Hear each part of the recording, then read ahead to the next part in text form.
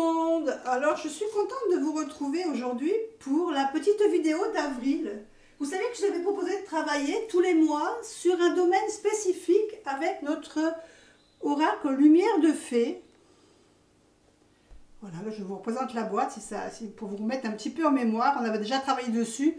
Le mois dernier, je vous avais fait tirer une carte au hasard sur tous les domaines pour voir vraiment ce que vous deviez travailler au mois de mars. Aujourd'hui, on va se concentrer sur un domaine spécifique. On va se concentrer sur notre karma. Alors ici, on a toutes les cartes du jeu du karma.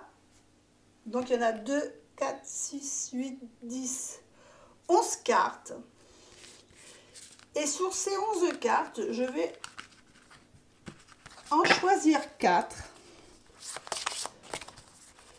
Et vous pouvez déjà réfléchir à ce que vous allez choisir comme chiffre entre 1 et 4. Et je vous donnerai la lecture de votre karma. Alors attendez, hop, on continue. Vous avez le temps de réfléchir comme ça. Allez, c'est parti. 1, 2,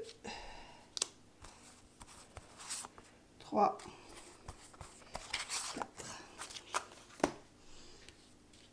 Alors, je vais essayer de les mettre les unes à côté des autres. Voilà, pour que vous les voyez bien, toutes les 4.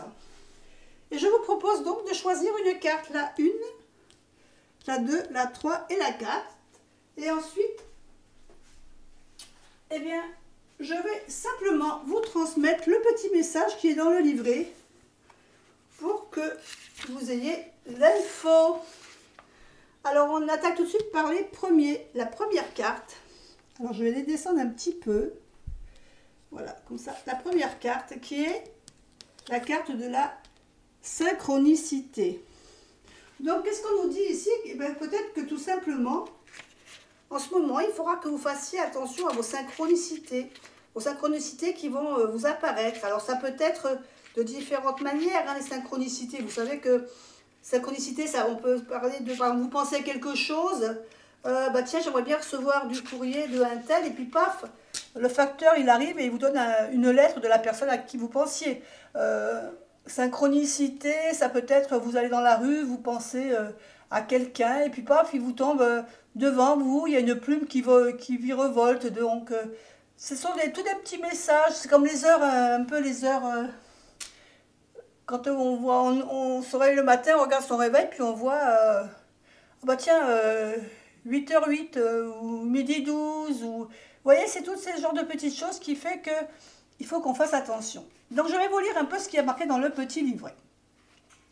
Soyez vraiment attentifs aux signes que la vie vous adresse à travers différents supports. Les conversations, la télévision, la radio, Internet, les magazines. Il se pourrait que l'un de vos guides ou l'un de vos proches disparus vous envoie des informations à travers des signes, tout simplement pour se manifester auprès de vous et vous dire qu'il ou elle est là, veille toujours sur vous. Parfois, c'est aussi pour vous conforter et confirmer ce que votre intuition ressent. Plus ils sont récurrents et insistants, plus le message est fort et cohérent. Les fées très joueuses adorent en semer auprès de celles et ceux qu'elles accompagnent. Quand elles sentent que l'ego doute, elles trouvent des supports encore plus incroyables de manière à se faire bien comprendre. La synchronicité est un cadeau précieux qu'elle aime, car le monde invisible s'incarne aussi dans la matière. Alors, on nous donne quelques petites interprétations complémentaires. Attente, message, contact, offrande, magie, lien, connexion, amour. Donc voilà, si vous avez même des fois, comme ça, des fois on a des questionnements, et puis qu'on demande s'il y avait quelqu'un qui pouvait nous donner un petit coup de main à choisir, à faire... Et là, c'est là qu'il faut faire attention aux synchronicités qui vont arriver, qui vont vous confirmer dans ce que vous pensiez ou ce que vous aviez envie de faire. Voilà pour ceux qui ont choisi la carte numéro 1. On passe maintenant à la carte numéro 2. On nous parle ici d'ombre. Je crois d'ailleurs que l'ombre, je me demande si on n'avait pas déjà tiré le mois dernier l'ombre, au niveau de la synchronicité. Alors on nous dit N'ayez crainte si vous tirez cette carte. Cela signifie que vous pouvez accueillir votre part d'ombre afin de les transformer de façon lumineuse. Elles existent et font partie intégrante de vous. Si vous les rejetez, elles se cristalliseront et essaieront de ressurgir encore et encore de vie en vie. Un peu comme l'effet cocotte-minute. Les aimer pour mieux les transmuter allégera votre bien-être et réalignera votre destin. Les fées aiment de manière inconditionnelle. C'est pour ça qu'elles ne sont jamais dans le jugement et qu'elles s'acceptent dans leur intégralité. Elles font de même avec les autres. Elles savent que les humains connaissent la peur, les doutes, le chagrin, la colère, la frustration, mais elles les encouragent à dépasser ces blessures pour se relier à la fréquence de l'amour et plus du tout à celle de l'ego. Elles sont toujours près de vous et vous facilitent ce travail d'acceptation, de transformation et d'illumination. Alors quelques mots-clés si vous voulez les noter. La colère, la peur, la frustration, le rejet, l'abandon, la transmutation, rééquilibrage, harmonisation, le yin et le yang. Donc on vous dit ici de travailler un peu sur votre part d'ombre. Peut-être que vous avez des peurs et qu'il faut peut-être chercher le pourquoi du comment et travailler dessus de manière à l'accepter et que ces peurs ne soient plus aussi perturbantes. Pour ceux qui ont choisi la carte numéro 3, nous avons la reconnaissance. Bien jolie carte, la reconnaissance aussi. La magie de la vie fait son œuvre. Une part cachée de vous va se révéler au grand jour.